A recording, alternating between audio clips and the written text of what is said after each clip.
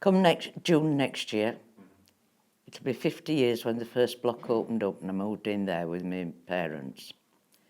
In 79, I got my own on Mount Street, and I've been there 40 years. We were in private housing, compulsory purchase. So council, came to the rescue.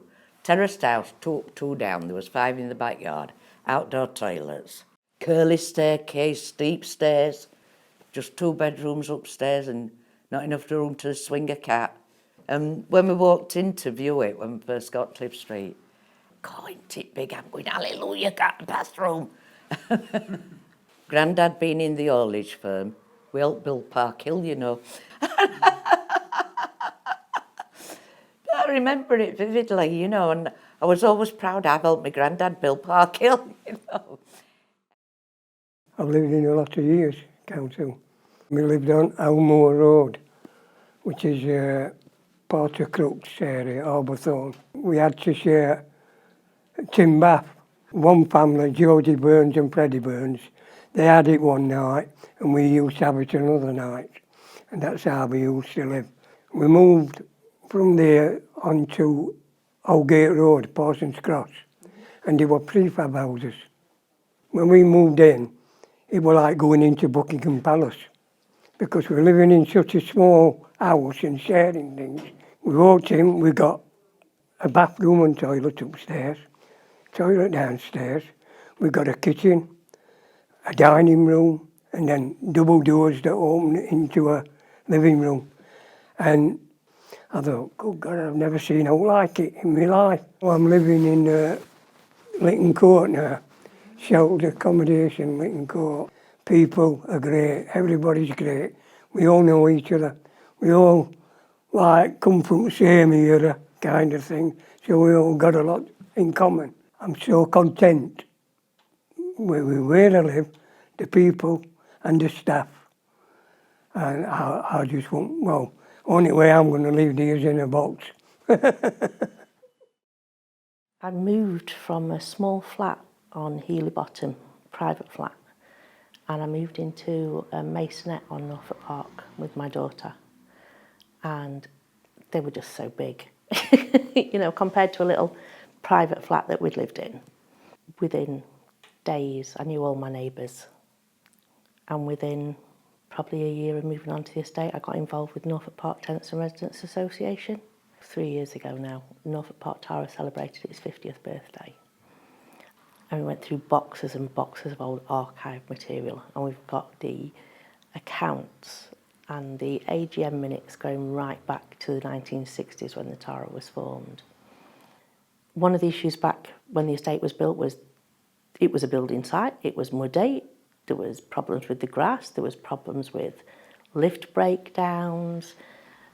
Milk being stolen was a big problem back in the 60s. My neighbours, the people that I live round and with, we know each other by name. If I walk on the path at night and next door but one's light's not on, there's something wrong, so we go round and check. And like one night I forgot to put the bin out, so there was a knock on my door at 7 o'clock in the morning to say you've not put your bin out. So it's neighbours. I did work on quite a few different estates. I worked on Kelvin when they were building that. I did work a bit on at Darnell.